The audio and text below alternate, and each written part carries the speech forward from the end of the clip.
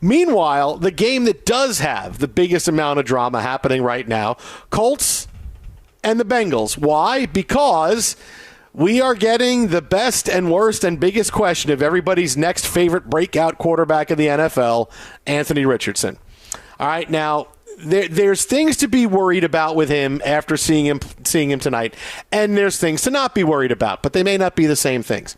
So far tonight, Anthony Richardson in his playing time, 8 out of 14 for 86 yards and a touchdown, right? Looked terrific on that first drive, right down the field, just slicing and dicing the ball. Looked fantastic. Okay, hey, that's the best of Anthony Richardson. And then on the next drive, you kind of got this. Let's take a listen. Clean pocket, but it's picked off. Jordan Battle. Right there. Touchdown. There it is, Amazon Prime on the call. A pick six inside his own 20-yard line. Now, it looked like potentially the receiver turned the wrong way or didn't turn a way that Richardson was expecting him to turn, and he put the ball in a spot where the defensive back said, thank you very much. So we'll see where that is. And then, he got sacked later on in the half, and he fumbled. They were able to dive on it. There's things to be concerned about and things not to be concerned about.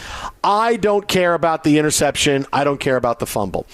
Anthony Richardson is fine. You see how talented the guy is. The guy's like freaking Shaquille O'Neal coming into the NFL, with the freak of nature that he is. The guy's all kinds of talented. He needs reps. The guy hasn't played a lot of football in 4 years, right? Like Trey Lance looks like a guy that was an Iron Man coming out of college compared to Anthony Richardson, because he didn't play a lot. He got hurt, and then he came into the draft. He got hurt again. He just needs the reps, and then that's going to be fine. When you're that talented, the mistakes like this is stuff that you are able to erase as time goes on. So I'm not that concerned about it. I'm glad he's pushing the ball downfield. I'm glad he's moving the team. That doesn't concern me at all. But this guy, if he's going to become the next great quarterback in the NFL, I can't get past the fact that how the hell is he going to stay healthy? For a guy that thinks when a quarterback thinks he can make every play, and Anthony Richardson is one of those guys, I can make every play no matter what.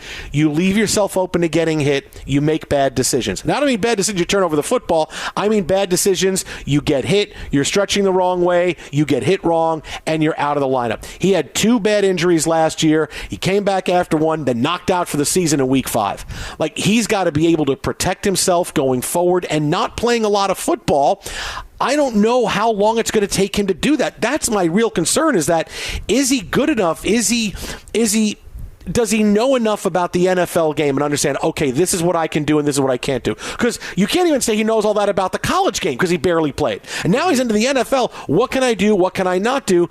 And when you haven't played a lot, it's like kind of trial and error. And trial and error can end in a lost season very quickly. So for him, I'm more concerned than other guys, other dual threat quarterbacks. Can they stay healthy? Can they stay in the lineup? Because I just don't know that he knows what he doesn't know yet, if that makes sense. He doesn't know what he doesn't know about the NFL. And in 5 games last year, he played very reckless. He wound up getting hurt and was out for the year. And now I don't know that he knows enough to be able to stay away from it. I want to pick the Colts to go far. They have a lot of great offensive weapons. They go 4 deep at wide receiver, man, and they are talented as hell. But wow, if he's not on the field, and I can't trust that he's going to be on the field, I can't pick them to go crazy, because if I knew he was going to be, not that you always say, well, of course a quarterback gets hurt, but when you have a propensity to being injured and not playing a lot, it's a big concern. This is not, hey, this guy got hurt, how's he going to be now? No, it's not Aaron Rodgers, hey, had the freak injury, he's back this year. This is when your style of play it portends to the fact that maybe you have a tough time staying on the field. It's hard for me to believe in that, man, and I want him to succeed, because he's exciting as hell, man. As big as he is, how he can move and what he can do, delivering the football and running, he's fantastic to watch. But I can't pick them for anything, because I just don't know. Will he be the quarterback after week 1, week 3, week 7? I can't tell you, and that's a big red flag for me. Over-under wins is 8.5. We talked a lot about Richardson today, the first episode of the I Watch Flex Season 5 podcast up and going, and I kind of echoed a lot of what you just said there, Jason. And when it comes down to it, I want to believe, and if you look at average draft position, people are bullish, and he's 5th amongst quarterbacks. Guess what? This guy, spoiler alert, No chance in hell. Top 5 based on that. Doesn't mean he won't get past it, right? Matthew Stafford, once upon a time, he started his career with a couple of big injuries. For all that we talk about Joel Embiid, the big man, and his feet, whatever, I'm not saying he gives you every game. I'm not saying he's anywhere near 100% in the playoffs. But guess what? He got past some of that. Anthony Richardson, we need to see him get past some of that, right? Because everybody's been predicting doom and gloom for Josh Allen for years based on style of play. Hasn't happened. Lamar Jackson has had his injury concerns. You know what? He's also got 2 little trophies that say for 2 years he was the best player in the damn game.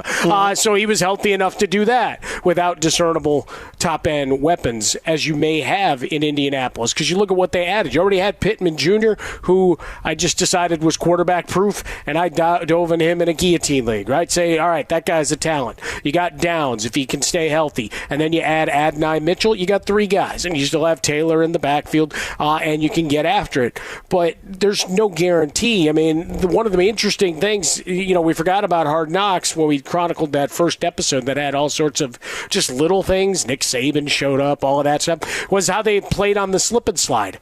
I don't know that the Colts had Anthony Richardson play on the slip and slide or simulate hey, you're about to go through a tunnel like you're at Disneyland, Universal Studios. Pick your favorite slot. You got to get down or your head is going to get clanked by a sign, okay? All of these things. Or in this case, a blitzing safety, cornerback, or a linebacker who's got you dead on lock, right? So all of those things, I can't trust it. I got to believe that the division will be better and stronger. That's fine. But just from the individual style of play, self-preservation's got to be first and foremost in his mind. Live to see another play. And until we have proof of concept, I can't back him.